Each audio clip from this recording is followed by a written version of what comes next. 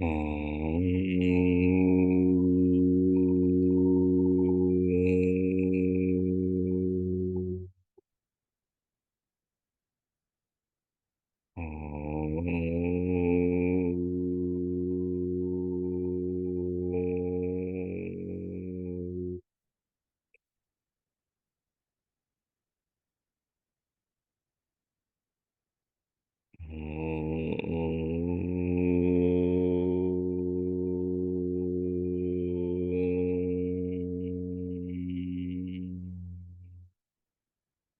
ओ वैदिकी अमृत ध्यान साधना प्रभात सत्संग में आप सभी साधक साधिकाओं का, उपासक उपासिकाओं का हार्दिक स्वागत है। आइए पूर्व की भांति आज के ब्रह्म मुहूर्त में, आज की ब्रह्म वेला में भी हम उन महान प्रभु पार ब्रह्म परमेश्वर के, जगदाधिपति जगदीश्वर के दिव्य महान स्वरूप का ध्यान में चिंतन करते हुए उन भगवान से अपनी आत्मा को, अपनी भावना को, अपने हृदय को, अपने जीवन को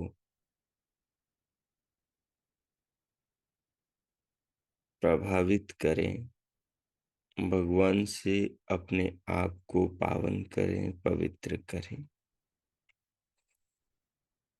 भगवान हमारे भीतर बाहर सब और सब वस्तुओं में विराजमान है। सब चीजें निरंतर बदल रही हैं, लेकिन लगती एक जैसी हैं।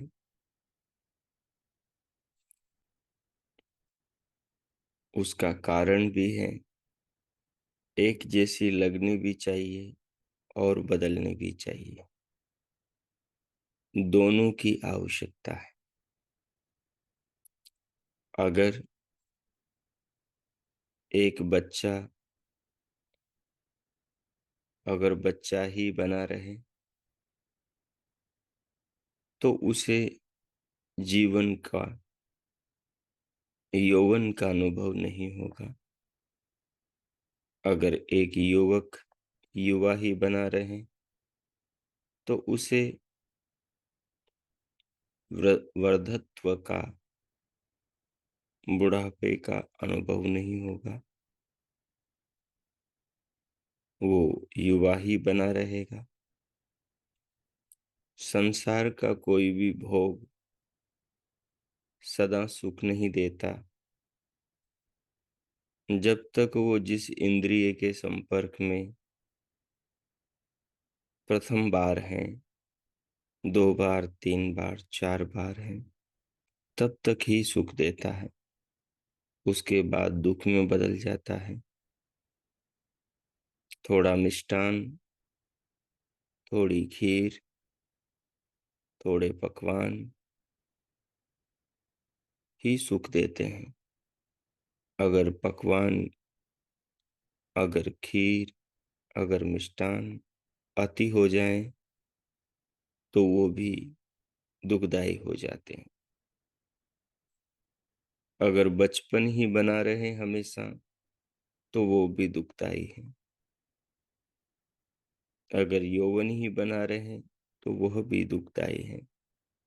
अगर बुढ़ापा ही बना रहे तो वह भी दुखदाई है। अगर जीवन ही हमेशा बना रहे तो उससे भी मनुष्य ऊब जाएगा। तो एक साइकिल है जिसमें सब संसार चल रहा है। बचपन चल के यौवन में तब्दील होता है। किशोर अवस्था से गुजर के मनुष्य जवान होता है। जवानी से फिर वो बुढ़ापे की ओर दौड़ता है। बुढ़ापे से फिर वो शरीर परिवर्तन की ओर जाता है। ये क्रम ही आनंददायक है। ये क्रम ही संसार के अंदर सुखद है। इस क्रम के बिना सब व्यर्थ है। जिनका ये बच्चा है, वो माँ बाप इंतजार कर रहे हैं कब ये किशोर हो, कब ये जवान हो।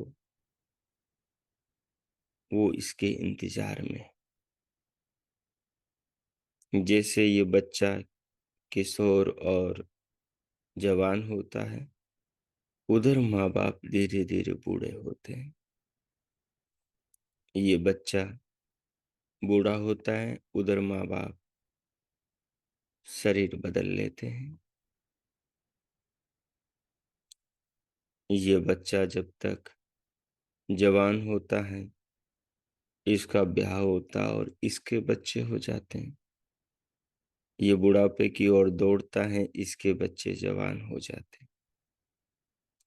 ये शरीर बदलता है, इसके बच्चे तब तक बूढ़े हो जाते हैं, उनके बच्चे फिर जवान हो जाते हैं। साइकिल चल रही है, एक जाता है उसकी जगह दूसरा ले रहा है,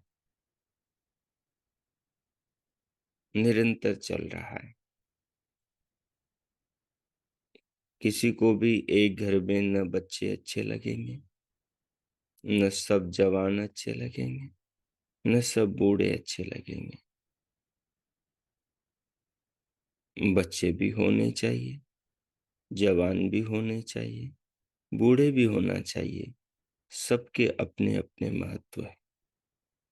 जैसे मनुष्यों पर आपने ये गठा लिया, वैसे ही आप पशुओं पर भी गठा लो, वैसे ही आप पक्षियों पर भी गठा लो, कीड़े मकोड़ों पर भी गठा लो, वैसे ही आप पेड़ पौधों पर भी गठा लो। पेड़ पौधों के कलियों पर गठाओ, फूलों पर गठाओ, फूलों के बाद में आने वाले फलों पर गठाओ, और फलों के पककर जमीन पर गिर जाने पर गठाओ। उस बीज पर गठाओ जो अभी अंकुरित हुआ है, बच्चा है, और धीरे धीरे वो किशोर और धीरे धीरे वो फिर जवान हो रहा है,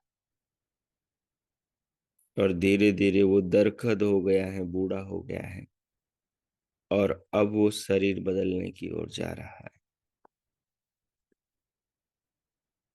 अगर खेत में गेहूं बच्चा ही बना रहे तो उसके फल कभी भी नहीं आएंगे। टमाटर का पौधा बच्चा ही बना रहे तो वो टमाटर का फल कभी नहीं देगा। गाय की बछिया बछिया ही बनी रहे तो वो कभी मां नहीं बनेगी। उसके मालिक को कभी दूध नहीं देगी। अगर किसी पुरुष की दंपत्ति की माँ बाप की बेटी जवान न हो तो कभी भी वो दादा दादी नाना नानी नहीं बनेगी। अगर दूसरे की बेटी जवान नहीं होगी तो किसी दूसरे के घर में बहू नहीं होगी। किसी दूसरे का बेटा जवान नहीं होगा तो किसी दूसरे को दामाद नहीं होगा। साइकिल साइकिल सृष्टि में चल रही है, हर चीज में दौड़ रही है, सब और साइकिल चल रही है। चंद्रमा यही तो संदेश दे रहा है। अमावस्या में डूब जाता है तो फिर प्रतिपदा को ही निकल पड़ता है यात्रा पर। धीरे धीरे धीरे धीरे द्वितीया को, तृतीया को, चतुर्थी को, पंचमी को, षष्ठी को, सप्तमी को, अष्टमी को, नवमी को, दसवीं को, एकादशी, द्वादशी, त्रयोदशी, चतुर्दशी, क्रमशः धीरे धीरे पूर्णिमा में समा जाता है। जीवन उसी का सार्थक है जो अमावस्या से पूर्णिमा तक चला जाए।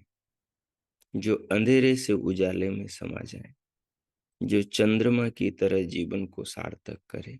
जीवन उसी का सार्थक है। जीवन उसी का सार्थक है।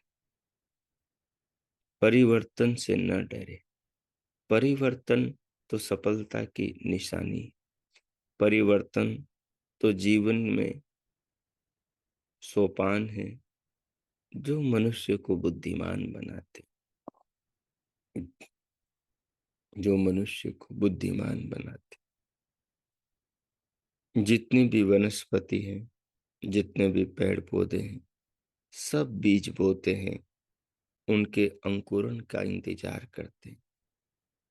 पिता बीज बोता है पत्नी की भूमि में, इंतजार करते हैं पूरे घर वाले कब उनके घर में किलकारियां गूंजेगी।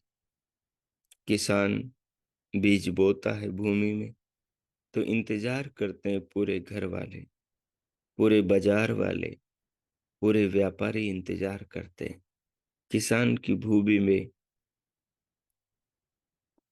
कब हरियाली आएगी, कब भूमि फोड़कर बीज मुख दिखलाएगा, अंकुरित होकर मुस्कुराएगा।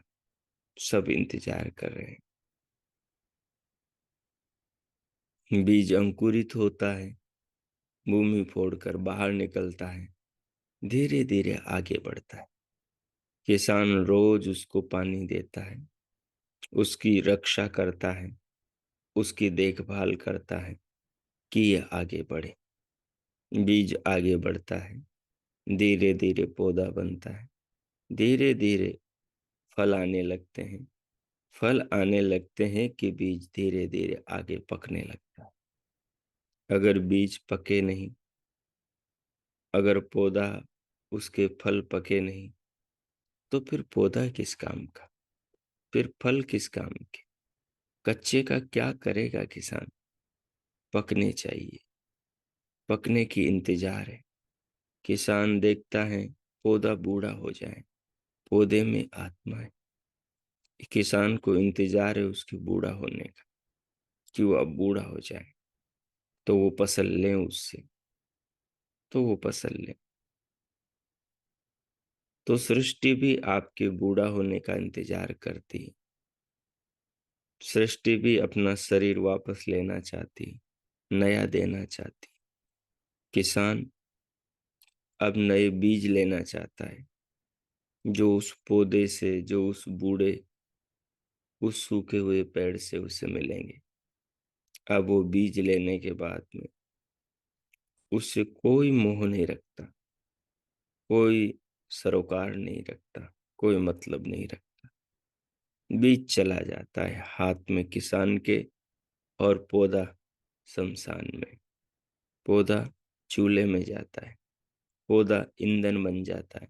पौधे का ईंधन बनना ही शमशान में पौधे के आत्मा के शरीर का राम नाम हो जाना है। पूरी सृष्टि में साइकिल चल रही। इस एंगल से देखोगे सब और मृत्यु, सब और जीवन मिलेगा, सब और उजाला और अंधेरा मिलेगा। बिना अंधेरे के उजाला नहीं है, ध्यान रखें। बिना अस्त के उदय नहीं है, ध्यान रखें। इसलिए उदय से जितना प्रेम है उससे कम प्रेम अस्त से नहीं होना चाहिए। अस्ताचल से जाता सूर्य उतना ही प्यारा लगे जितना भोर से पौ फटते ही रवि रश्मियों को बिखेरता हुआ भुवन भास्कर दर्शन देता है, प्यारा लगता है। उतना ही प्यारा लगना चाहिए। इसलिए जन्म से भी प्रेम करो और मृत्यु से भी प्रेम करो। जन्म और मृत्यु के बीच के जीवन से भी प्रेम करो।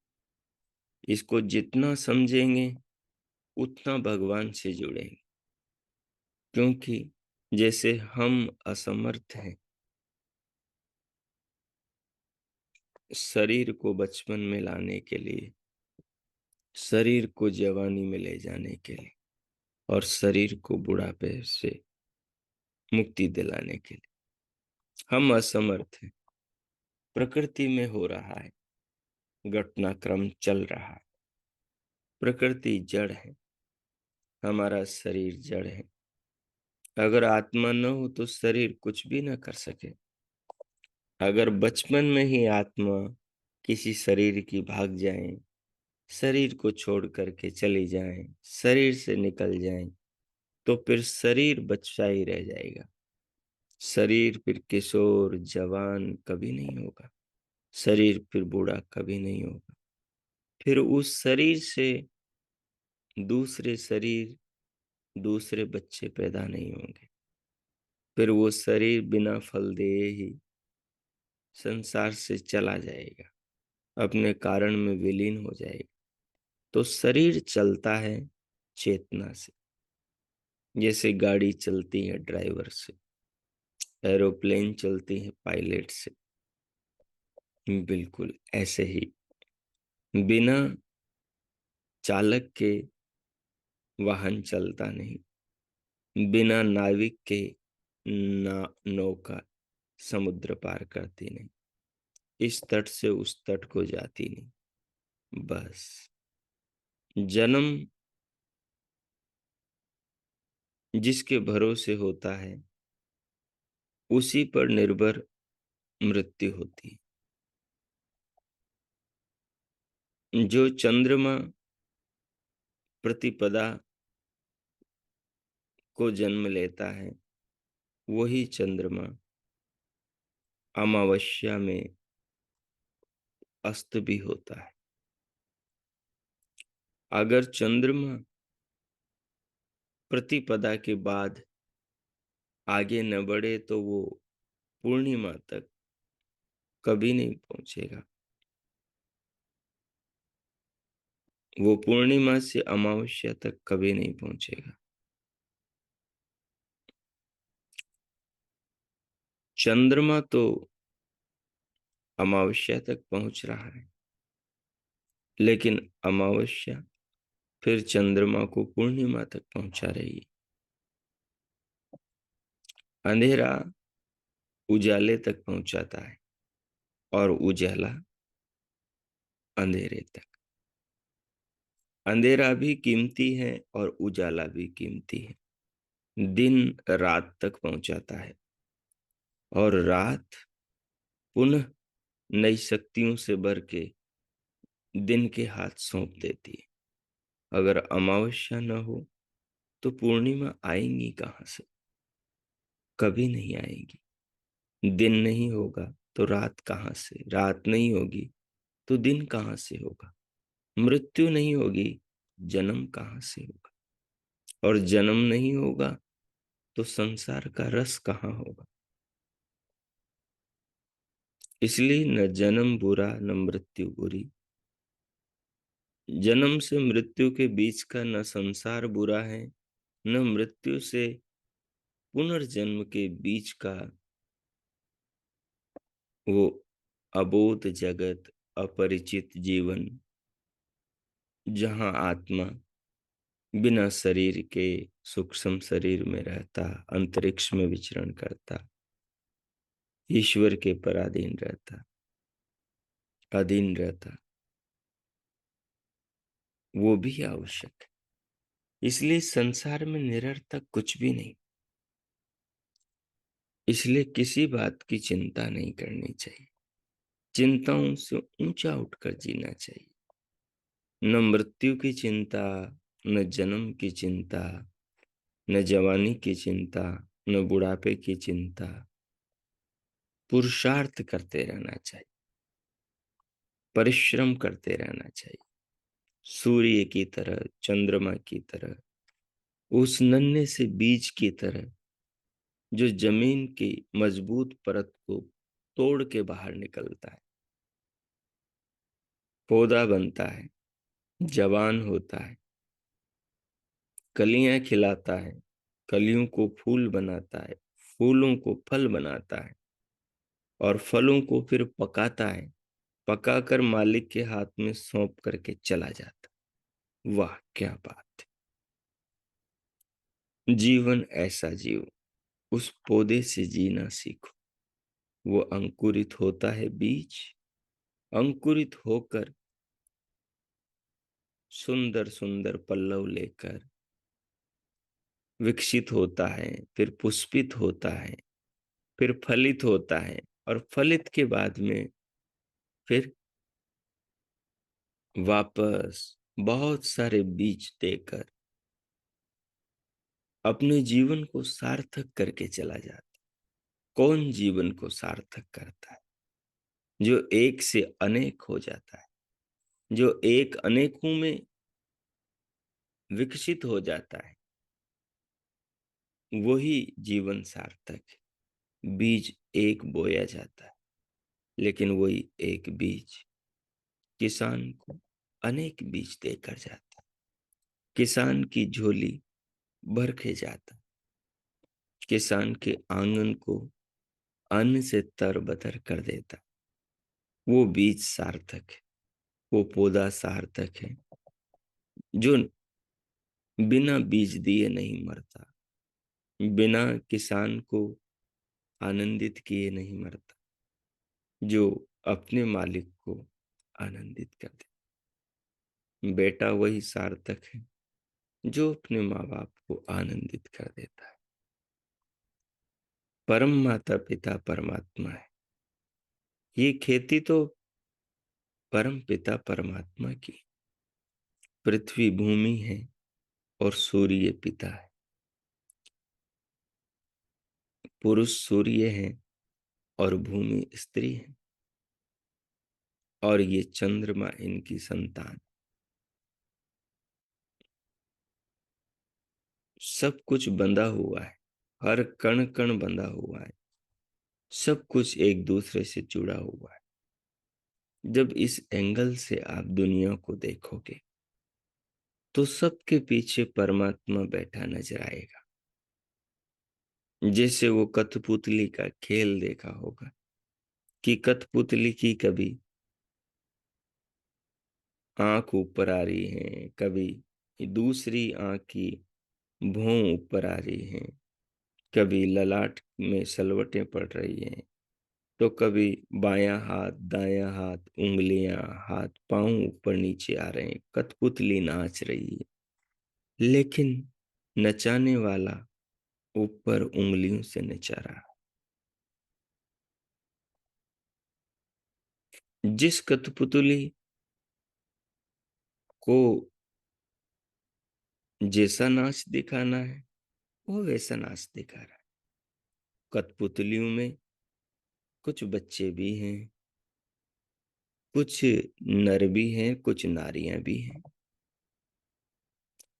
देखो कठपुतली का खेल, जो नर हैं उनके अलग काम है, जो नारियां हैं उनके अलग काम है, और जो बच्चे हैं उनके अलग काम है। जो गाय भैंस बकरियां हैं उनके अलग काम है।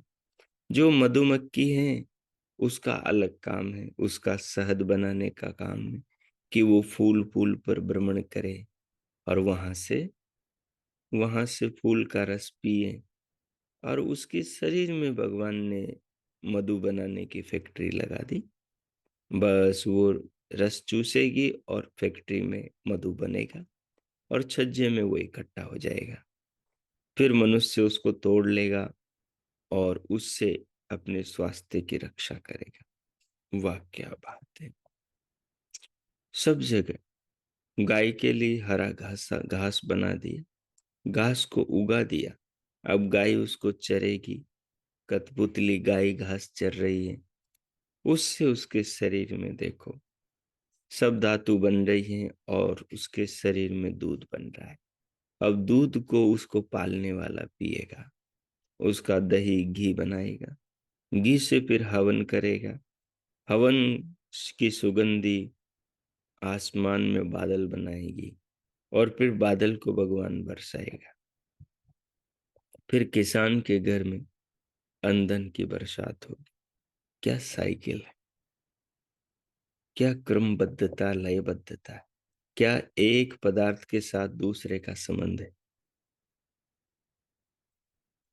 ये कैसी श्रृंखला, ये कैसी व्यवस्था है, ये कैसी पालन की प्रक्रिया है कि सारी सृष्टि एक दूसरी चीज से जुड़ी हुई है।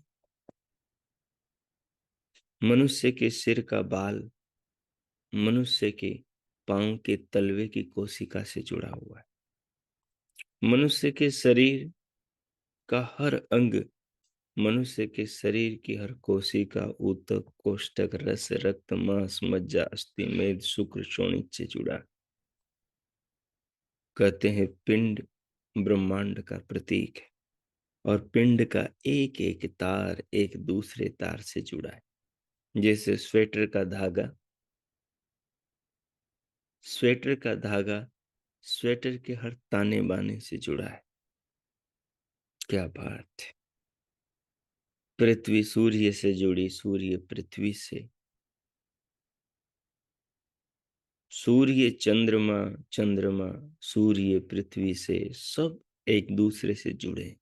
कैसा परिवार है, कैसा परिवार है। जैसे हाथ की पांचों उंगलियां जुड़ी हुई है, वैसे पांचों सूक्ष्म भूत जुड़े हुए हैं।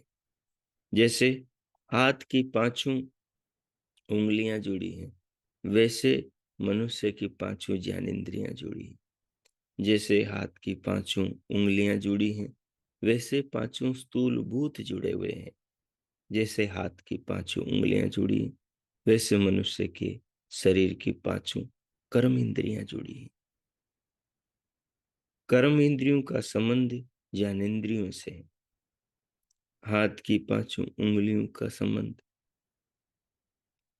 हाथ से है, हाथ की नस नाड़ियों से। नस नाड़ियों का संबंध मनुष्य के मस्तिष्क से है, उसके हृदय से, उसके हार्ट से है, उसके फेफड़ों से है, उसकी लीवर, किडनी, गुर्दे से है, उसके शरीर के एक एक अंग से मनुष्य की पूरी हथेली का संबंध है। वो एक्यूपंक्चर वाले बताते हैं, यहाँ दबाओगे तो इससे मस्तिष्क प्रभावित होगा, यहाँ दबाओगे तो ये हो। पूरी सृष्टि जुड़ी है, पूरा संसार जुड़ा हुआ है, सब एक दूसरे में गूंथे हुए हैं। और इसे गूंथने वाला, इसे जोड़ने वाला, इसे माया को फैलाने वाला वो महेश्वर इस सब के अंदर छिपा हुआ है। उसे ही हमें ढूंढना है। ये शरीर, ये जीवन, ये यात्रा, ये बचपन, जवानी, यौवन और बुढ़ापा उसी लिए है।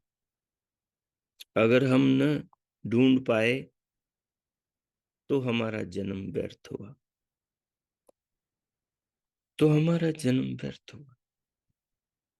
अगर हम 1 से 5 न हो पाए, अगर हम अपने मालिक को, अगर हम अपने किसान को, जिसने हमें बोया है, उसको आनंदित न कर पाए तो हमारा जीवन व्यर्थ है। उसके घर को अंधन से, उसके घर को संतान से, उसके घर को आनंद से, उसके घर को खुशियों से न भर सके तो हमारा जीवन व्यर्थ है। हमारा परिवार है, हमारे माता पिता, हमारे भाई बहन है, और हमारे परिवार का परिवार, हमारे संबंध, हमारा पड़ोस, हमारा समाज, हमारे समाज का परिवार, हमारा देश, हमारे देशों का, हमारे प्रांतों का परिवार, हमारा राष्ट्र, हमारा देश।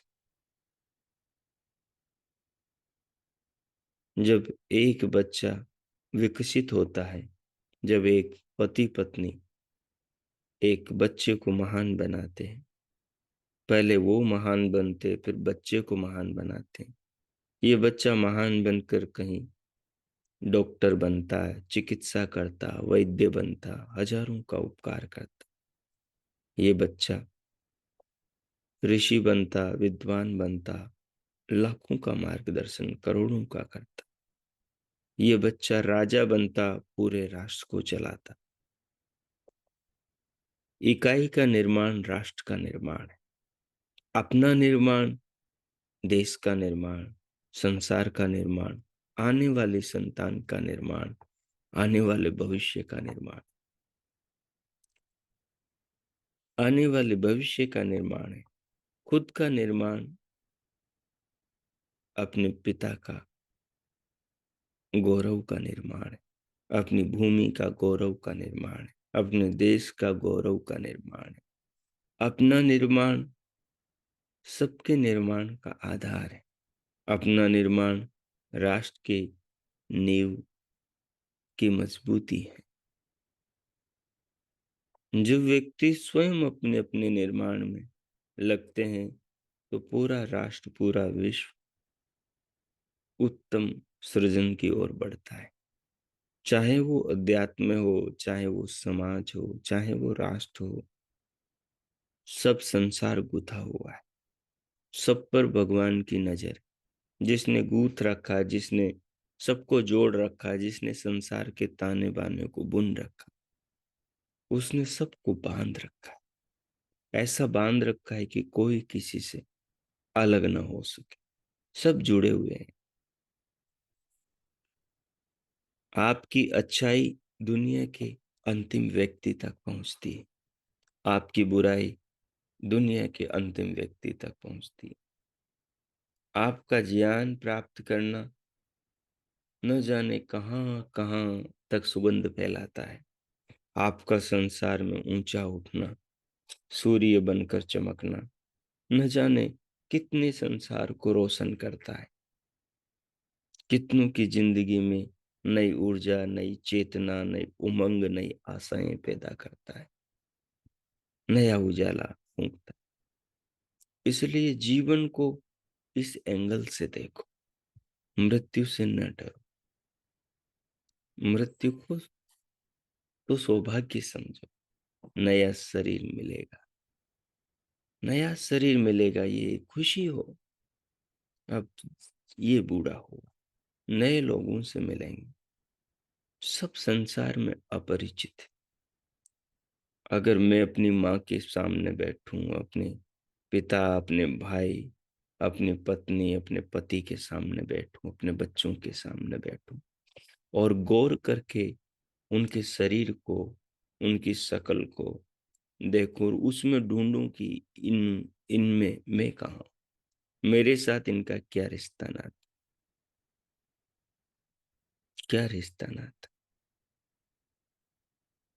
अगर मैं ये सोचता हूं कि उनके शरीर से मेरा शरीर बना है तो गलत बात है। शरीर से मेरा शरीर भले बना है, लेकिन शरीर कहाँ से बना है, उनका शरीर कहाँ से बना।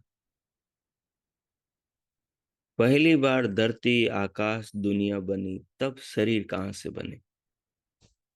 तो आप कहेंगे पृथ्वी से, जल, अग्नि, वायु से शरीर बना। तो बस आज भी शरीर जल, अग्नि, वायु से बन रहा है। आप कहोगे, मैं कहूंगा पहली बार शरीर किसने बनाया? क्या जड़ सृष्टि ने? नहीं, भगवान ने बनाया। तो मैं कहूंगा आज भी शरीर भगवान बना रहा है। पहली बार जो पैदा हुए उनके भोजन का प्रबंध किसने किया? आप कहोगे भगवान ने किया। मैं कहूंगा आज भी भगवान कर रहा है। आज भी भगवान ही तो कर रहा है। तुम देखो ज्ञान के चक्षु खोलकर, आज भी भगवान ही तुम्हारा पालन, हमारा पालन, सबका पालन कर रहा है। सब और भगवान ही पालन में लगा हुआ है। हम देखें तो सही, तो सृष्टि एक साइकिल की तरह भगवान के द्वारा चलाई जा रही, और हमें इसमें आनंदित रहना चाहिए और अपने सृजन में पुरुषार्थ करना चाहिए। जिसने अपने आप को न गढ़ा उसका जीवन व्यर्थ हो। जो आलसी प्रमादी बनकर पड़ा रहा, उसने जीवन में क्या गढ़ा, उसने जीवन में क्या पाया?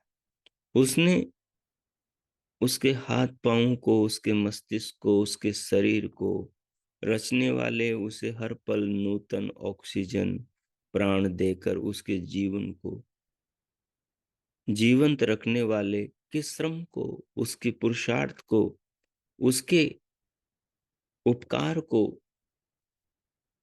उसकी कृपा को व्यर्थ किया। कोई हम पर कृपा करे, कोई हम पर दया करे और हम उसकी दया को बर्बाद कर दें। कोई हमें भोजन दे, भोजन स्वादिष्ट मिष्टान दे, स्वादिष्ट फल फूल दे, 2 घंटे 4 घंटे लगाकर माँ प्यारा मीठा भोजन बनाए और हम उस भोजन को कूड़े में फेंक दे। उस भोजन को खाए नहीं, पड़ा रहने दे, वो सूख जाए और सड़ जाए, दुर्गंधित हो जाए। मुझे बताओ, ये भोजन का अपमान किया कि नहीं किया? किया ना अपमान भोजन का। ये भोजन का अपमान, ये किसने भोजन का अपमान किया? जिस भोजन न करके भोजन का अपमान किया, किसी ने आपको फूल दिया, आपने उस फूल को सूंघा नहीं, उसके रस को, उसकी सुगंध के परमाणु को नाक से अपने शरीर में, रस में, रक्त में मिलाया नहीं। आपने उस फूल का अपमान किया, उस पुष्प का आपने अपमान किया। आपको किसी ने वस्त्र दिया और आपने उस वस्त्र को पहना नहीं, उस वो वस्त्र का अपमान है, वस्त्र का अपमान। जैसे भोजन का आपने अपमान किया। किसी ने आपको धन दिया और उस धन का आपने सदुपयोग न किया, वो धन का अपमान है। किसी ने आपको प्रेम दिया और आपने उसके प्रेम को महसूस नहीं किया, उसके प्रेम को अनुभव नहीं किया, ये प्रेम का अपमान है।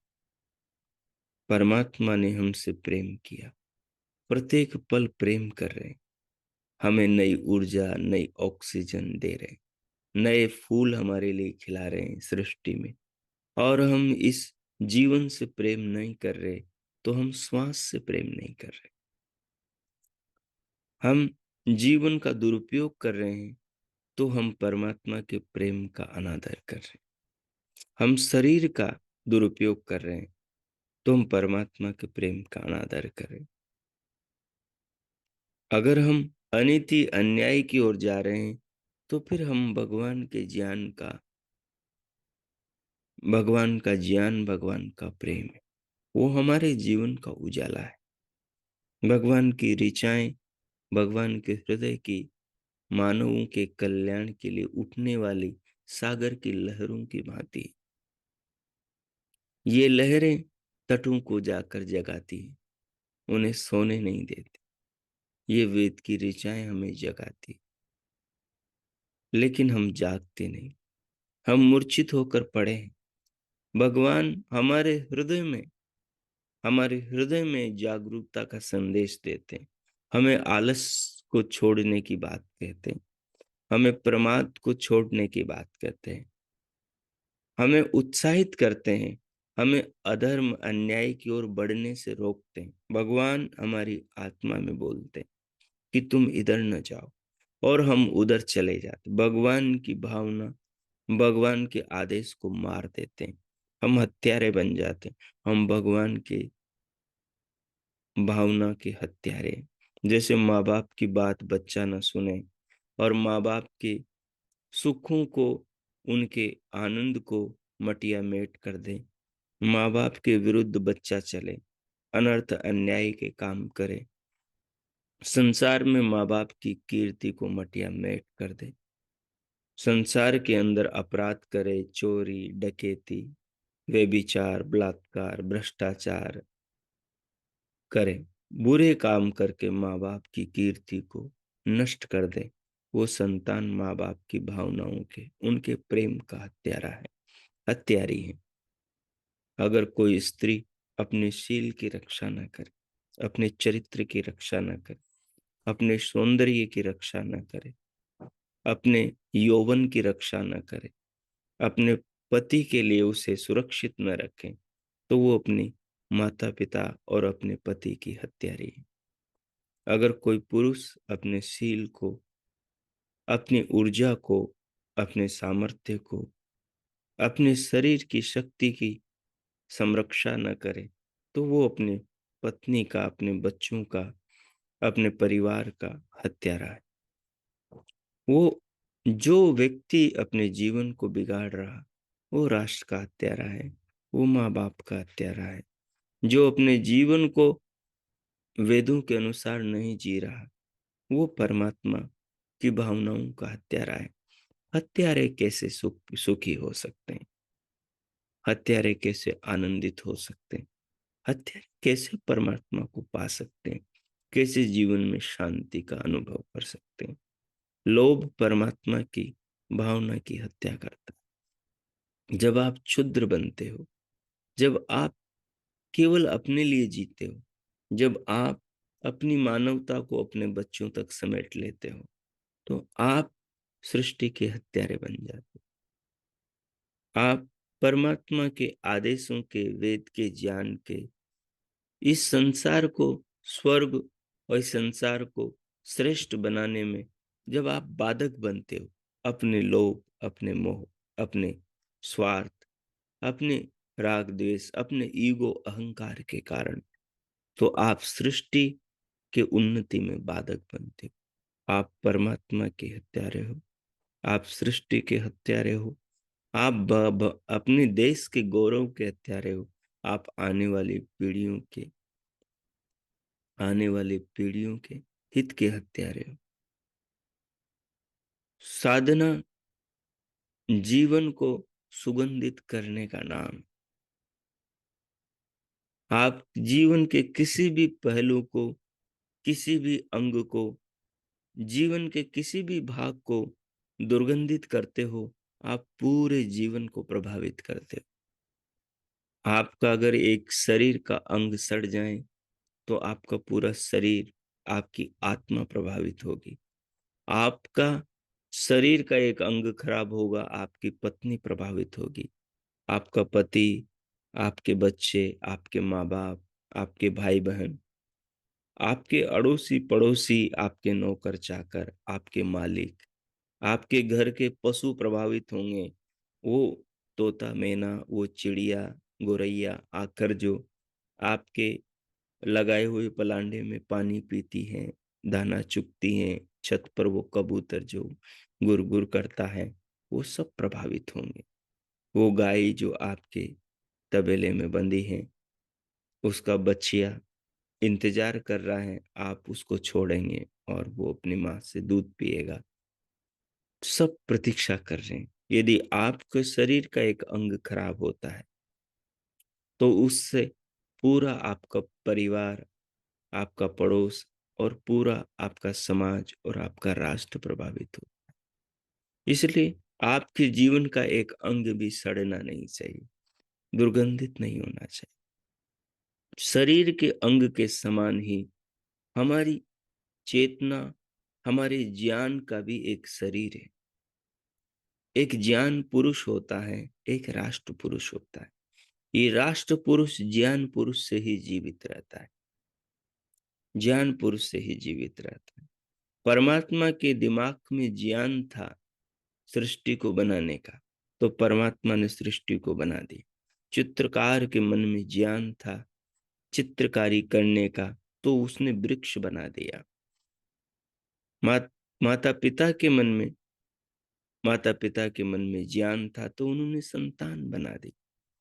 हर मनुष्य के मन में ज्ञान होता है। जब उस ज्ञान की वो हत्या करता है, तो वो सृजन की, वो संसार की, वो परिवार समाज की हत्या करता है। और ज्ञान की हत्या होती है अभिमान से, ज्ञान की हत्या होती है आलस्य प्रमाद से, ज्ञान की हत्या होती है उस ज्ञान की ज्योत में ईंधन न डालने से, ज्ञान की ज्योत को जलाए रखने के लिए पुरुषार्थ न करने से। कोई भी ज्ञान बिना पुरुषार्थ के जीवित नहीं रहता, मर जाता। अगर कोई किताब को आप नहीं पढ़ोगे, तो उस किताब का ज्ञान आपकी खोपड़ी से मर जाएगा, नष्ट हो जाएगा, धुंधला हो जाएगा और एक दिन समाप्त हो जाएगा। आप बहुत याद करोगे, लेकिन किताब की वो पंक्ति, उसके अंदर का वो संदेश आपको याद नहीं आएगा और आपको बाहर उजाला नहीं दिखेगा, जीवन में अंधेरा हो जाएगा। अगर ज्ञान अगर ज्ञान की ज्योत में ईंधन स्वाध्याय का आप डालते रहोगे, ध्यान का, चिंतन का डालते रहोगे, तो ज्ञान की ज्योति प्रज्वलित रहेगी और अपने आलोक में सब कुछ आपका मार्गदर्शन करेगी। तो मेरा कहने का अभिप्राय है कि जीवन को इस नजर से देखो, संसार को इस नजर से देखो। इस नजर से देखोगे बहुत कुछ नजर आएगा। संसार एक परिवार है, संसार एक आंगन है, संसार के सब प्राणी एक पिता की संतान है। संसार इसी नजर से देखने वालों ने वसुदैव कुटुंबकम बनाया था। तो फिर अध्यात्म की ज्योत जलेगी, फिर परमात्मा संपूर्ण संसार में अपने हृदय में सर्वत्र नजर आएंगे और जीवन आनंदित होगा। अब मैं मौन होता हूँ। 10 मिनट तक इस भाव में आप विचरण करें, इस भाव की गहराई में उतरे और परमात्मा को जीवन में परमात्मा के आदेशों को देखें। और आप कितने परमात्मा के प्रेम का, माता पिता के प्रेम का, संबंधों के प्रेम के कितने आप हत्यारे हैं, कितना उनका नुकसान कर रहे हैं। हम सब हैं, हम सब उसमें। जितना जब ज्ञान से हम दूर होते हैं तो हम अपराध करते हैं। ज्ञान से दूर होना ही अपराध करना है। ज्ञान से दूर हम ना हो, हम आलस्य प्रमाद ना करें, जिससे हमारे जीवन की ज्योत, हमारे ज्ञान की ज्योति प्रज्वलित रहती है, उसको प्रकाश को फैलाती है। वो पुरुषार्थ है, वो आलस्य प्रमाद का त्याग है, वो अपने कर्तव्यों का पालन है। जैसे ही हम उसको छोड़ते हैं और हमारे जीवन का नाश होने लगता है, हम उन्नति के विपरीत अवनति की ओर जाने लगते हैं। हम उजाले के विपरीत अंधेरे में प्रवेश करने लगते हैं। हम सुख के विपरीत दुख में जाने लगते हैं। हम मुक्ति के विपरीत बंधन में जाने लगते हैं। हम मोक्ष के विपरीत जन्म मरण के नरकों में की ओर जाने लगते हैं। तो इसलिए जीवन में झांकें कि हम किन किन के भावों की, किन किन के आदेशों की, किन किन के स्वप्नों की हत्या कर रहे हैं। हम कितने वास्तविक मायनों में अपने ही पांव काट रहे हैं। इस पर विचार करें, ध्यान करें। मैं मौन होता हूँ। ओ खींच।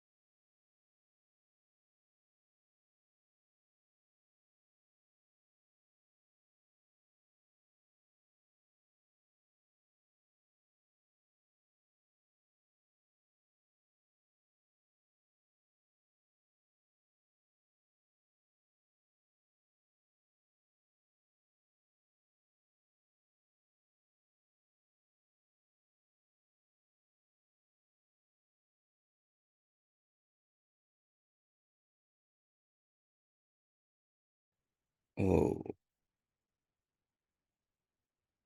इस प्रकार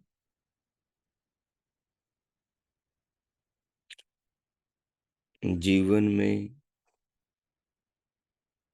जीवन के महत्व को, भगवान के महत्व को, सृष्टि में जो व्यवस्था है उस व्यवस्था के महत्व को, जन्म के महत्व को, मृत्यु के महत्व को, और जो देह के अंदर परिवर्तन होते हैं, अवस्थाएं आती हैं, बचपन, जवानी, बुढ़ापा, उनके महत्व को, संसार में जो साइकिल, संसार में जो व्यवस्था का क्रम चल रहा है, वस्तुओं के निर्माण का, उनकी वृद्धि का, उनकी उत्पत्ति और उनके विनाश का जो क्रम चल रहा है, उसका, और जो हमारा परमात्मा के साथ, माता पिता के साथ, अपने बच्चों के साथ, संबंधों के साथ, समाज और राष्ट्र के साथ जो संबंध है, रिश्ता है, ईश्वर का जो आदेश है, वेदादेश है, इन सब के प्रति हमारे अंदर जो जागरूकता है या जागरूकता का अभाव है,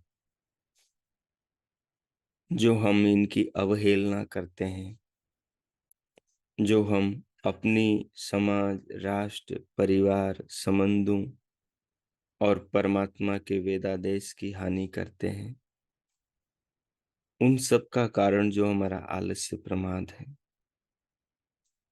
ज्ञान का अभाव, पुरुषार्थ का अभाव है,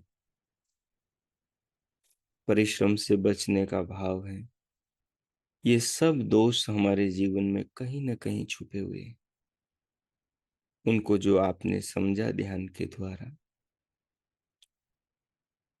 तो अब एक ऐसा संकल्प लें कि ये चीजें जीवन में ना हो।